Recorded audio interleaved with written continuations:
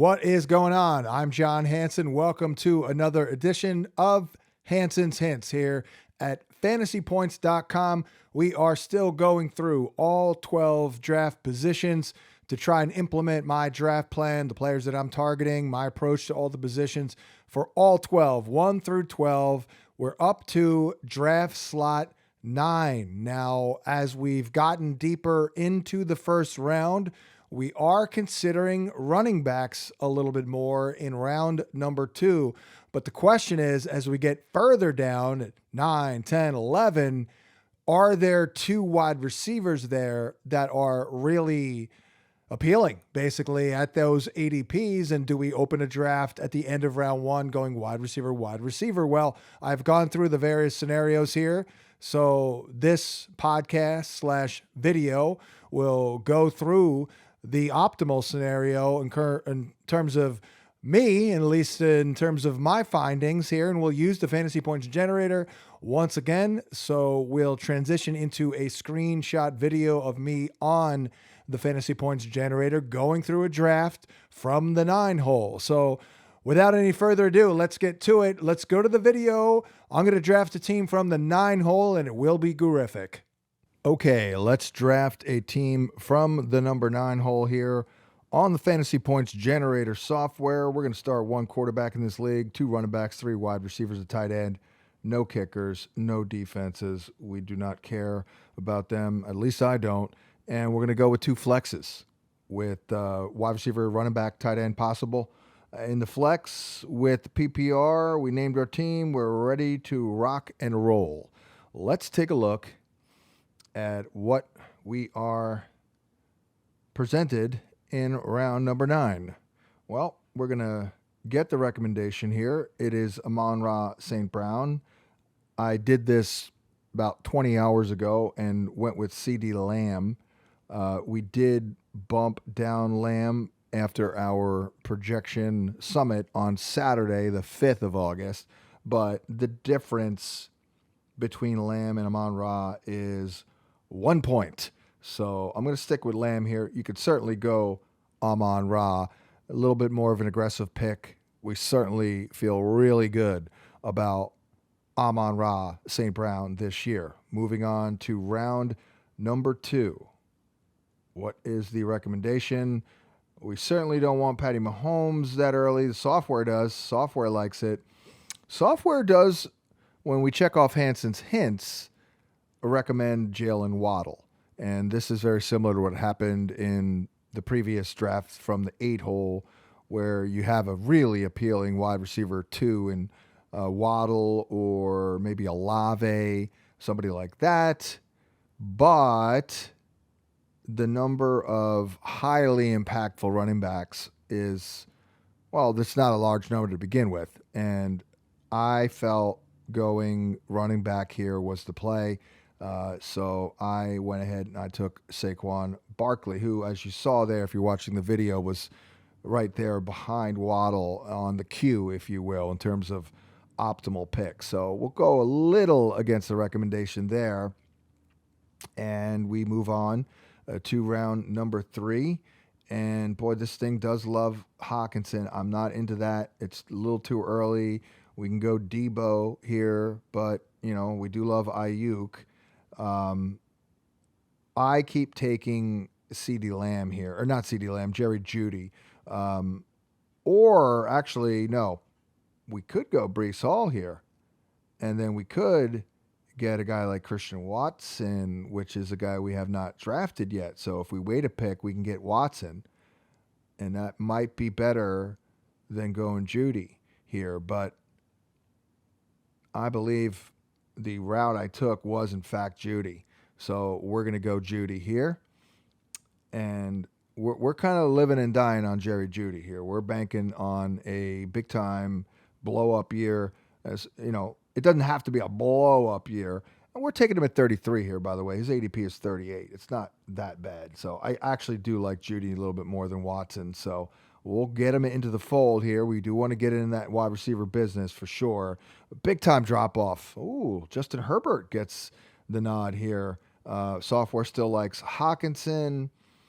Let's take a look at and remind myself what I actually did. There it is. I did go Watson. Okay, we're going to take Watson here, and we're going to basically kind of go off on wide receiver here. We considered Watson in the third, and we still got him in the fourth. So now, I'm trying to think of like how I would be feeling most naked after 4 rounds, and it probably is if I was light at receiver and/or didn't have an anchor running back, basically. Well, here we are through 4, and we are good at receiver, and we do have that anchor running back in Saquon Barkley. Now, what I've noticed here, drafting toward the end of round 1, the way the flow of the draft is in ADP, man, we do drop off in talent around 100 picks in. So, and there's just so many viable picks from 100 to 200. I mean, it's ridiculous. A lot of upside guys, a lot of safe, boring guys. So we got to nail these first 8 picks, basically. Hopefully 7 of 8, 6 of 8 would be solid. But yeah, man, that talent drops off big time. So let's move on to the next round and see what the software is recommending. Of course, it loves Rashad White. But once again, we don't need to get Rashad White here. We can wait a couple of picks. Gabe Davis. See, that's, it's a shame. I mean, we can't have everybody. Like so many great players or great options are going off the board here still, well under 75 overall, 100 overall. That's where the talent drops off. Now I'm going to have to cheat again and remind that's right. Of course, I went tight end here. Best positional player, I thought. We can still get, our quarterback. We can still get a good quarterback. So, yeah, I am all in on Kyle Pitts. So we've pretty much taken him every single time. His ADP is 69. 57 here. That's not bad. I would imagine any good vibe from Kyle Pitts in the preseason, his ADP will crack the top 60, and he'll probably settle right around where I took him there at 57. And what I also have noticed here, since we did gobble up those wide receivers, and there are still good backs to draft after this 6th round, we actually almost feel compelled to go quarterback, quite frankly. 2 best positional players available. We've got our 3 wide receivers. I don't love the running backs here. We've got our RB1, so naturally we're going to fill out quarterback and tight end. And if we look at the advanced analytics, because we're so high in Rashad White, we can still get Rashad White with our next pick. We can get Gabe Davis here as a wide receiver 4. That's very tempting, but I'm going to just go with the quarterback here. You see Trevor Lawrence, if you're watching the video, was the 4th player on the queue. His ADP is 65, and we just got him.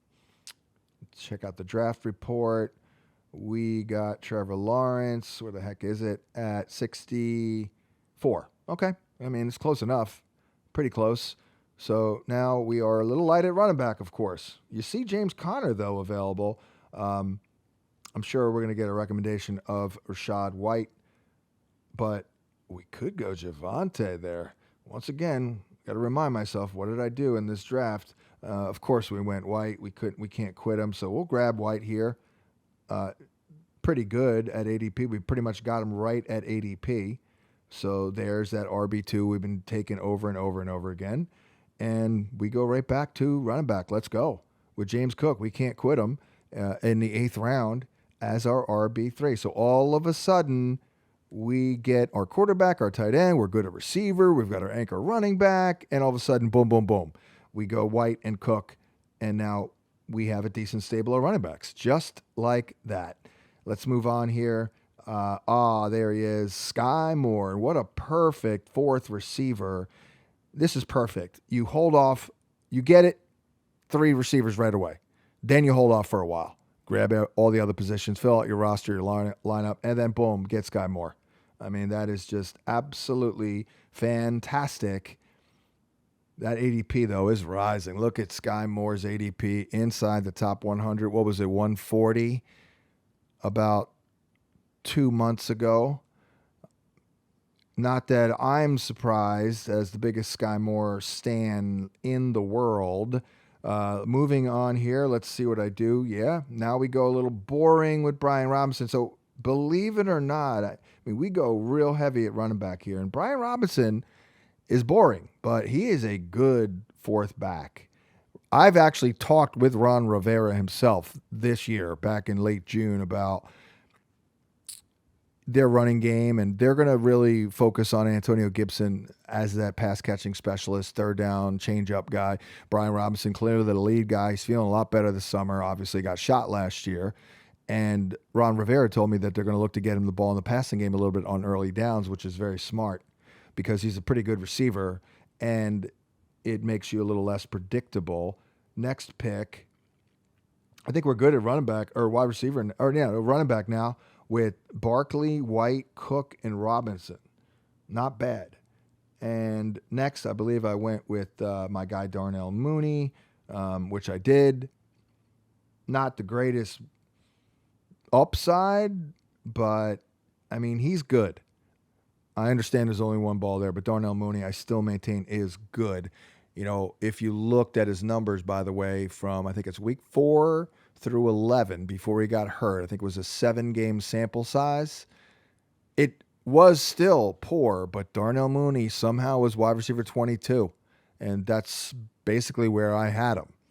You know, I didn't know they were going to play with leather helmets the first 3 weeks and throw it like 12 times a game. That was ridiculous. But Mooney's found a way.